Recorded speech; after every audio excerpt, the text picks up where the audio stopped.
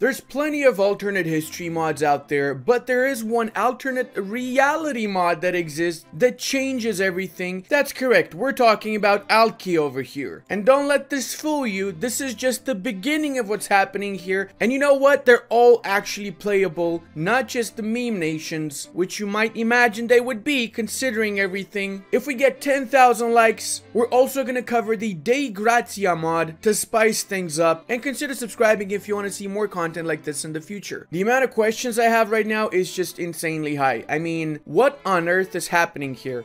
We got an Indonesian, Brazil, and South America. I think the best thing to do obviously is get in the game as the nation of Ohio, the reign of Usman. Oh my god. We get new institution until the death of Usman Ibrahim that offers a lot of debuffs. Wow. So essentially Ohio is the Ottomans with a slightly different name. Are we Islamic? We are Islamic.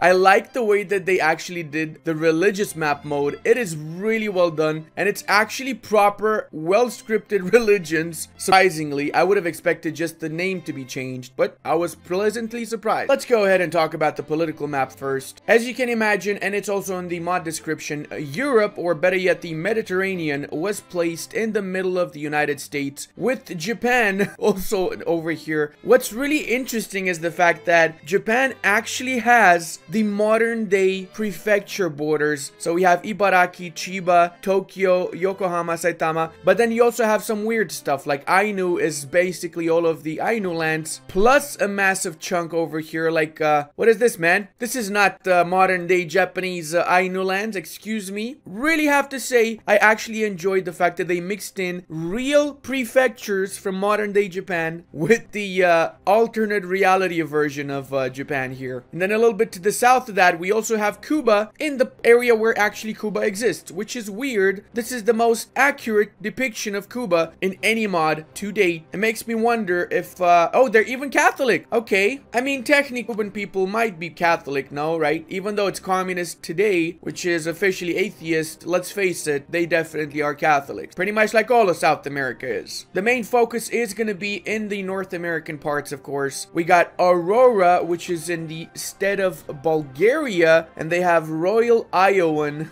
Royal Iowan, bro. I like the cultural makeup. The cultural makeup actually is very similar to the Balkans, and they've basically made the US states different cultures with the Iowan, Wisconsin. Okay, this is different. Five-Cidian? What? Zian? What? Sotan? Uper? This is definitely something I'm not aware of. Suffice to say, this mod definitely is very, very unique and offers a very interesting perspective on the world of this mod. I got the feeling that this island right over here is the easiest to defend out of everything, considering that there's only one actual entrance point via land. So if you have a good fleet, you can actually defend all of this pretty easily. And culture-wise, they're a part of the larger Central Lakes culture, which is the same as the one in Ohio here. Are they also Islamic? They are also Islamic. Why did they keep Shinto for the Japanese island though? I'm actually wondering, why didn't they change this one? They did add some different cultures, and they added Ainu part of the Japanese culture, whilst in the western part they changed it, and Sitonese apparently has 3 subgroups. Clearly all of this came from the mind of somebody who's got a lot of imagination, and I'm not even trolling or anything. This dude's definitely got a lot of imagination. He should probably write a book, not even joking. I also think I speak for everybody when I say that it's better for Florida to be a separate island from the rest of the world. And you know what? I actually like the flag of Texas. Not only the flag, I like the position as well. It's pretty well positioned. Basically, it's the Tunisian / Libyan area mixed in with the actual Texan position here. And I'm assuming there's some sort of beef with this nation, the Rio Grande. Maybe they're like a breakaway state, or maybe they got some missions to attack Rio Grande. Definitely do. By the way, most of the major nations in this mod actually have a proper mission tree, and it's not just a meme mission tree, it's a legit mission tree. There you go, production until the end of the game, lots of claims, ducats, some events as well, and yeah, this mission tree revolves around bringing Rio Grande into the greater Texan Empire. Arizona is essentially the wastelands over here of Morocco and / Tlemcen. Not gonna lie, this is pretty similar to modern real life Arizona. Not much of a difference here. Pretty much the same old desert in both locations, so likely this is the best position for Arizona as it is. One thing that strikes me is the fact that he blended in all of the continents so well. Like, it doesn't seem like it's, you know, just cut and attached to it. He actually did blend it super well in. You can see the shape of Iberia to one side here and then connected to the western part of the greater United States or North American continent. Utah is massive as well, and they're part of the sacramental religion. I wish he provided a little bit more lore on the mod page, but I'm assuming there's definitely more lore if you guys join his Discord or something of the sorts. If we take a look at the old world, essentially these are just tribes or primitive nations, I'm assuming, that you basically can colonize and destroy whenever you get back. Why are these particular nations alive and nothing else in Europe? This is really strange for me. Do they have like a Siberian frontier? Let's check it out. No, they don't have Siberian frontier. So these guys are basically doomed over here to be food for whenever the New World nations arrive in the Old World. Interesting how he just cut over the entire area and just made it like really more of a surgical cut than anything else. I feel like he definitely could have added a few shapes in these areas like he did in the New World, but maybe the mod is not yet finished. I don't know. For sure he could have added a couple of areas here, make it a little bit more interesting though. This way, this is just a massive ocean that no one's gonna bother with much. Maybe a few islands in the middle, that would be cool. You can still see the shape if you look at the water of where the islands used to be because of the difference in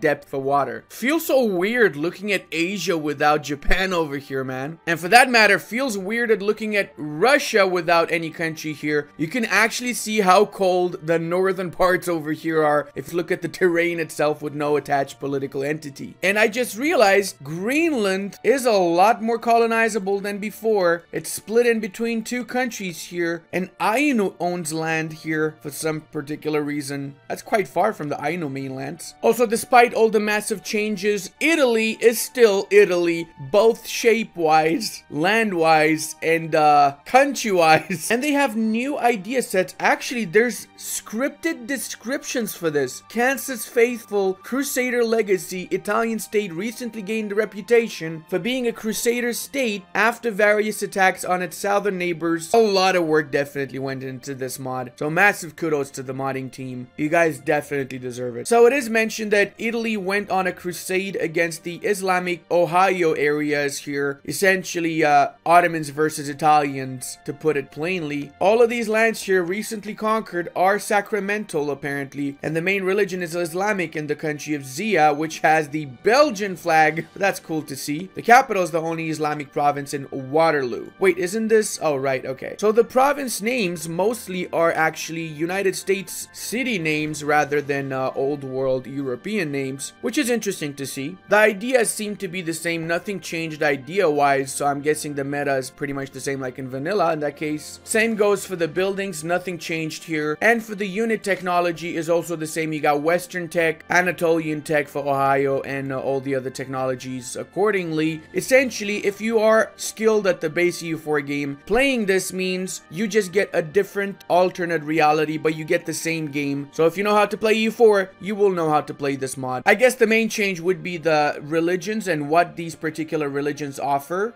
And the cool part is that you get information on these religions. So if you read the description, it says that in-game, the sacramental faith dominates the central of the American continent, stretching from Ogaden to Wichita. Have to say though that it is nice that you can actually convert to other religions. So you can go partisan or collectivist. I'm assuming these are the communists here, and partisans are sort of, I don't know, like Native American gun-loving people. That would be the best description, I assume. Let's take a proper look at the cultural makeout here. So the Italian group is basically made up of the Kansas, Wrangler, Romano, and Romantic groups. Okay, interesting, very different. We have a pretty well set up and defined area when it comes to cultures. I've shown a couple more here, and the East Coast essentially is its own culture, which kind of makes sense. Oh, actually the South part is different from the North part of the East Coast. Antebellum and New Canaanite. Wow, okay. The northern area is dominated by one country alone, which has its own unique ideas, and I do believe that this is one of the main countries that the mod recommends that you play as. I saw in the description as well, it says that their goal is to conquer one of the western parts and reunite their former glorious lands, bringing maple syrup to everybody. Completely different religion as well. They are dynastic. Can we actually change our religion? No, we cannot. So unlike sacramental, you got no conversion options here. And I just realized, holy mother of God, they're Ming. This is Ming, guys.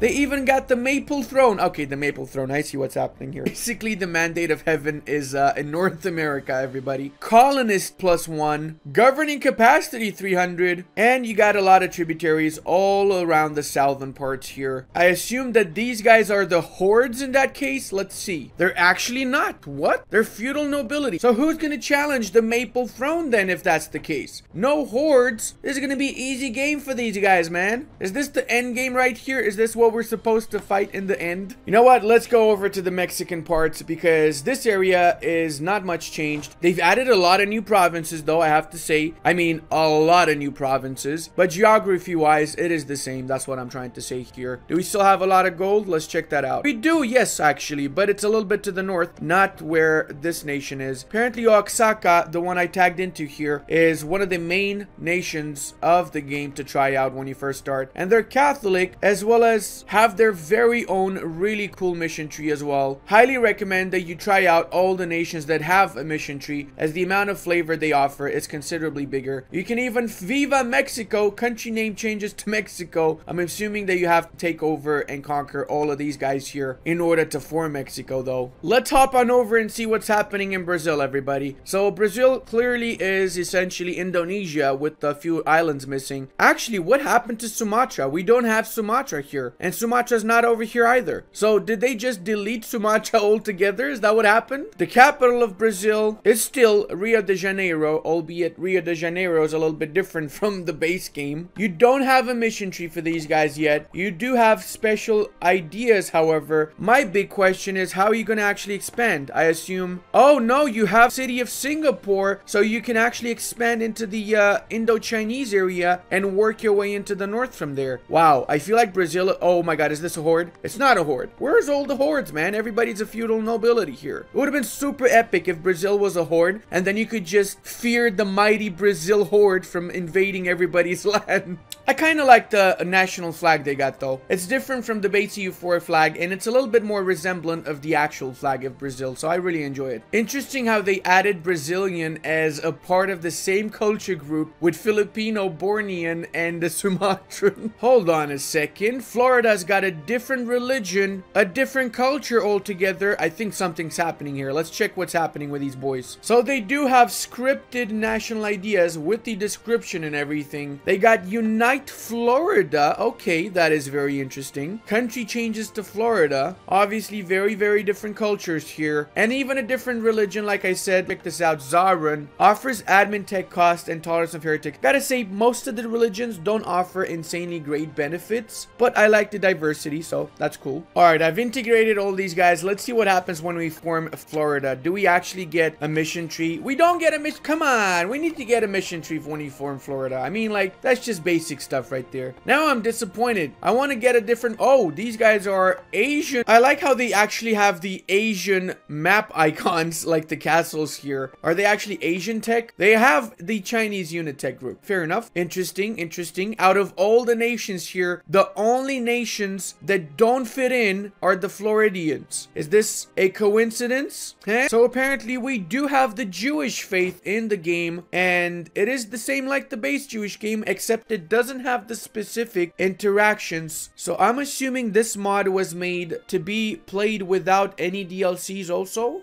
I might be wrong about that, but if the mod developers watch this video, please let me know in the comments because I'm curious. My favorite part is how all of the Californian area is basically completely different from the rest of these guys. And I'm pretty sure they're role-playing the Roman Empire here. The flag is similar to the Romans. The culture groups got some similarities as well. And the ideas are pretty Publica too. You also can form the Sun Kiss, which I have no idea what that means, but must be a Californian thing, right? This also is kind of giving me Caesar's Legions vibes from Fallout New Vegas, actually. Oh, and these guys are the partisans, which means they can convert also to sacramental and collectivist. So I'm assuming partisans, collectivist, and sacramental, which is basically the entire western coast, are essentially the hardened American religions, aren't they? Surprisingly, no mission tree for Carnivora here, but maybe in the future. Maybe these guys actually have. I see Napa's quite a little bit bigger. And guess what? I just realized there's a nation called Zion. I'm sorry, Matrix much, sir? Zion apparently is trapped between the mighty Utah and the rest of the minor nations here. I also like how Carson City is basically a free state. And surprisingly, there is a HRE. I never realized that there's an HRE with Napa being the leader of the HRE and the Roman Empire here in the south being one of the electors. Napa's got some seriously strong ideas. Diplo reputation and land force limit, manpower, infantry combat ability, and land maintenance minus 50%. What? Is this a modding era? They're basically getting free troops if that's the case. And dev cost minus 15. So Napa is definitely amazing when it comes to ideas. They can restore the American Empire. Whoa, hold on a second here. I didn't know that's a thing. So they need a lot of lands, pretty much all of the Mediterranean here to restore the American Empire. And then country changes to America. The HRE apparently is also called the Union of California, and it can unite into the Holy Roman Empire. I think they need to change the name of this one. All the reforms seem to be exactly the same as in vanilla though, so nothing changed when it comes to the reforms themselves, but they did a super good job implementing the HRE within the west coast of the United States essentially. Also weird that Seattle is an elector, but they're also a vassal of Alaska. Whoa, Alaska's massive. Interesting, very interesting politics. Another interesting part is that there's no Silicon Valley culture. I would have expected some sort of Silicon Valley culture, right? That would make some sense in an alternate reality. Descendants of these people would eventually become the greatest technological minds in the world. Oh guys, there's even Spanish culture here. We got the Portuguese,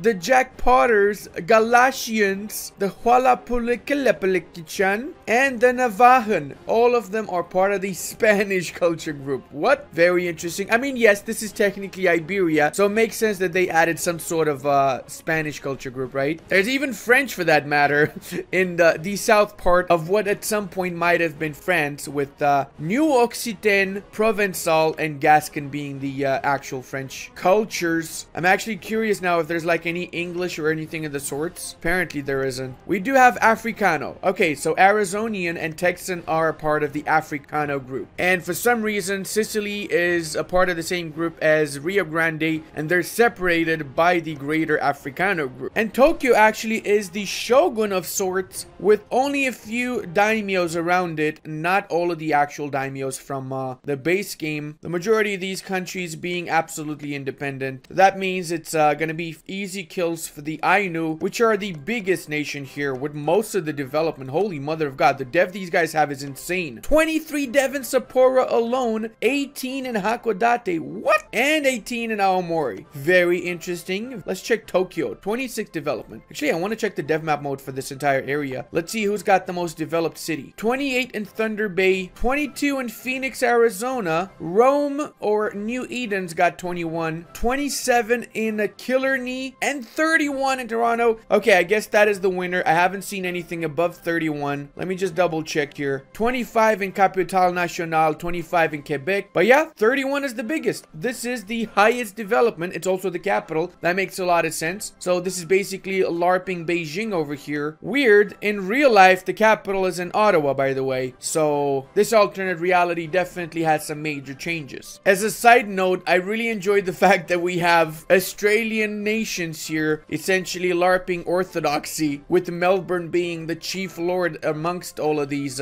future colonizable little Italy, let's say. I'm actually thinking of starting a proper run as Italia and see how it goes, because honestly, this is really fun. I'm really enjoying the massively different map that this game offers, and the reality that it's basically the same like vanilla, just the different layout of the provinces and countries, of course. Let me know, guys, if you want me to do a proper run as one of the nations in this mod at some point. I do feel like there's way too many colonizable lands because of, you know, the old world basically being uncolonized, way more than it is in base vanilla game. Albeit they did add a lot of impassable wasteland. Like most of these areas are wasteland in what is known to be Russia, all of Siberia for that matter. You can see from this map mode, everything here is actually not colonizable, but still the rest of these are, and that's a huge amount of land to colonize mods in just one playthrough, in my opinion. So overall, guys, I have to say I actually do enjoy the mod. I like the diversity. I like the fact that it's very unique and there's nothing like it out there from what I've seen, at least. So if you want to try it out, do try it out. I will give this a Ludi enjoyment level of 7 out of 10, a solid 7 for that matter. But I do encourage you guys to make up your own minds, so try it out before you make a decision whether you like it or not. Remember, everybody's got different tastes, and that's what makes us human, right? Don't forget to also leave a like so we can get that 10,000 likes mark for the next video, and consider subscribing if you enjoyed the video. If you got to this point and you're not subscribed, why not subscribe and help out the channel? If you enjoy unique games, check out my Texas Pirate Confederation video right over here. And I want to give a very big thank you to all of my channel members, Patreon members, as well as my Twitch supporters. I really wouldn't be able to do this without all of your support. You guys are absolutely amazing.